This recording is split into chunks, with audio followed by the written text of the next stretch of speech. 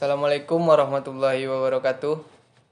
Perkenalkan, nama saya Yoga Putra Pratama dari kelas J mata kuliah inovasi. Segala puji bagi Allah Subhanahu wa taala, Tuhan yang Maha Pengasih lagi Maha Penyayang, yang telah memberikan kita nikmat iman dan hidayahnya yang tiada terhingga. Salawat serta salam senantiasa tercurah kepada junjungan kita Nabi Muhammad SAW, utusan Allah yang menjadi suri tauladan bagi seluruh umat manusia. Pada kesempatan yang mulia ini, marilah kita bersama-sama mengingat dan merenungi kebesaran serta kemurahan Allah Subhanahu wa taala. Kita hadir di hadapannya dengan penuh keikhlasan dan kerendahan hati, memohon petunjuknya dalam perjalanan kita menuju ridhonya. Tema ceramah yang saya ambil pada kesempatan ini yaitu berjudul Pendidikan Kewajiban dan Kebutuhan. Sejumlah kampus negeri menaikkan uang kuliah tunggal hingga berlipat-lipat. Bahkan ada perguruan tinggi negeri yang memperlakukan uang pangkal untuk masuk perkuliahan. Keputusan ini bisa memupus impian banyak anak muda yang semula ingin kuliah di PTN, kampus negeri yang dulu dikenal lebih terjangkau dibanding kampus swasta. Kini biayanya malah makin melambung. Sejumlah mahasiswa kampus negeri juga terancam tidak bisa melanjutkan perkuliahan karena merasa tidak mampu mengikuti kenaikannya uang kuliah.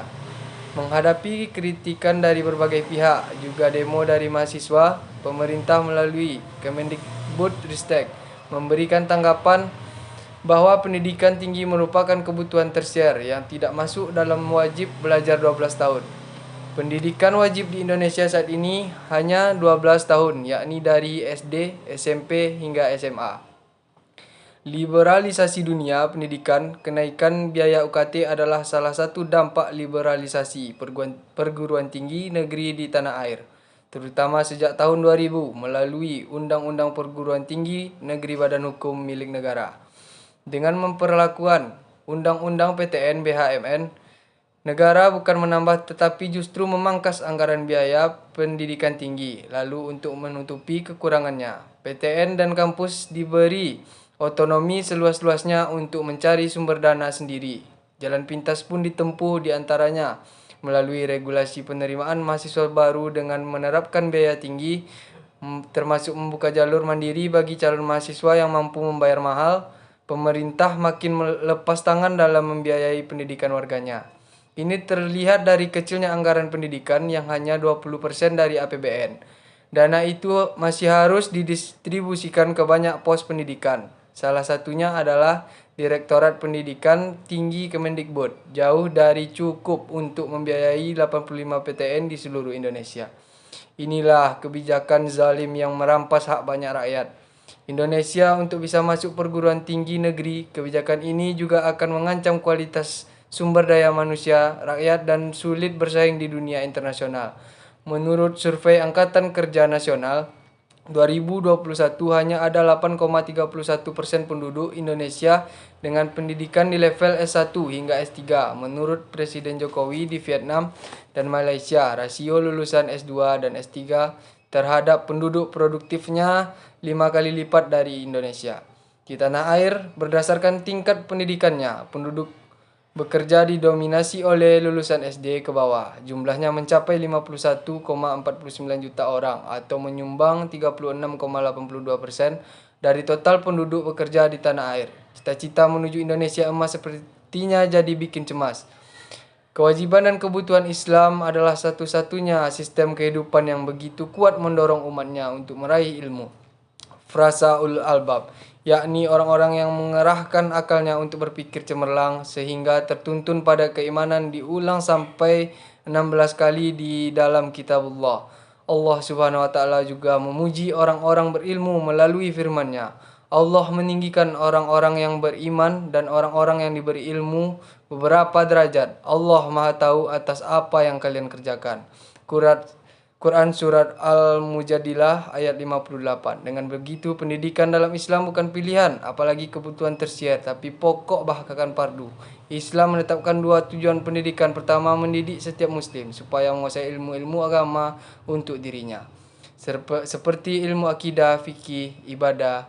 Kedua, mencetak pakar dalam bidang sakafah, ilmu agama yang dibutuhkan umat, seperti ahli fikih, ahli tafsir, ahli hadis, Dalam hal ini hukumnya fardu kifayah jika jumlah ulama dalam bidang ini telah mencukup kebutuhan umat segera, gugurlah kewajiban tersebut. Tidak sepatutnya bagi kaum mukmin itu pergi semuanya ke medan perang. Mengapa tidak pergi dari tiap-tiap golongan di antara mereka beberapa orang untuk memperdalam pengetahuan mereka tentang agama dan untuk memberikan peringatan kepada kaumnya jika mereka telah kembali supaya mereka dapat menjaga diri mereka. Quran Surah At-Taubah ayat 9.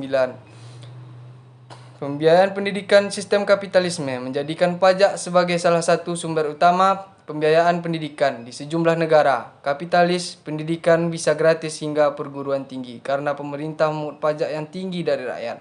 Namun ada juga yang tidak sepenuhnya gratis sehingga rakyat harus membayar mahal untuk bisa masuk perguruan tinggi.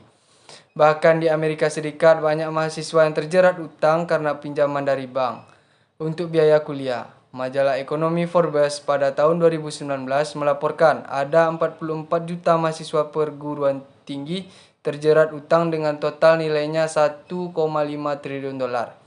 Di dalam Islam, negara tidak boleh membebani rakyat dengan pajak, termasuk untuk membiayai pendidikan warganya.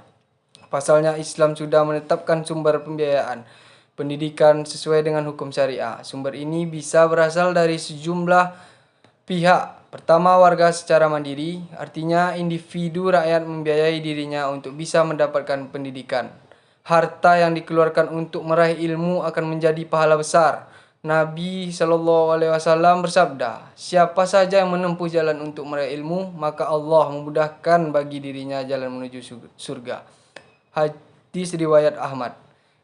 Kedua, infak atau donasi serta wakaf dari umat untuk keperluan pendidikan baik sarana dan prasarana maupun biaya hidup para guru dan para pelajar. Islam mendorong sesama muslim untuk menolong mereka yang membutuhkan. Rasulullah SAW bersabda, siapa saja yang melepaskan satu kesusahan dunia dari seorang mukmin, maka Allah akan melepaskan dari dirinya satu kesusahan pada hari kiamat. Siapa saja yang memudahkan urusan orang yang kesulitan, maka Allah akan memudahkan urusannya di dunia dan akhirat. Hadis riwayat Muslim. Ketiga, pembiayaan dari negara bagian inilah yang terbesar. Syariat Islam mewajibkan negara untuk menjamin penyelenggaraan pendidikan, pembangunan infrastruktur, termasuk asrama dari kebutuhan hidup para pelajar. Nabi Muhammad bersabda, imam itu pengurus rakyat dan dia bertanggung jawab atas rakyat yang dia urus. Hadis riwayat Al-Bukhari dan Muslim. Karena itu syariat Islam menetapkan bahwa negara memiliki sejumlah pemasukan untuk memenuhi kebutuhan pendidikan. Negara dalam Islam juga masih mendapat pemasukan dan kharaj, jizya, infak dan sedekah. Seluruhnya bisa dialokasikan oleh khalifah untuk kemaslahatan umat, termasuk membiayai pendidikan. Wahai kaum muslimin, sejarah telah memperlihatkan kejayaan pendidikan Islam dari berbagai aspeknya, khususnya sepanjang era kekhilafahan Islam. Islam bukan saja menghasilkan para ulama dalam ilmu agama, tapi juga para ilmuwan yang karyanya dikagumi dan menginspirasi dunia barat. Hingga sekarang, dunia Islam pada masa kekhilafahan Islam juga syarat bukan saja dengan lembaga-lembaga pendidikan, tetapi perpustakaan umum yang penuh dengan karya para ulama dan ilmuwan. Sebagai contoh saja, perpustakaan Darul Hikam di Kairo berisi 2 juta judul. Sedangkan perpustakaan gereja Canterbury terbilang paling lengkap pada abad ke-14, hanya memiliki 1,8 ribu judul buku. Kejayaan ini terwujud karena umat dan negara setia menjalankan syariat Islam, termasuk menyelenggarakan pendidikan sebagai pelayanan untuk umat seluas-luasnya hingga jenjang yang tinggi. Khilafah Islam akan menjadikan umat ini sebagai kekuatan adidaya dan tidak bergantung apalagi ditekan oleh negara-negara seperti saat ini. Semua hanya bisa terwujud jika umat mendapatkan pendidikan yang berkualitas. Wallahu alam. Baiklah, terima kasih semuanya atas perhatian dan waktu yang telah diberikan hari ini. Mari kita terus mempertimbangkan makna dari apa yang telah kita pelajari. Teruslah belajar dan berkembang serta terapkan nilai-nilai ini dalam kehidupan sehari-hari kita. Assalamualaikum warahmatullahi wabarakatuh.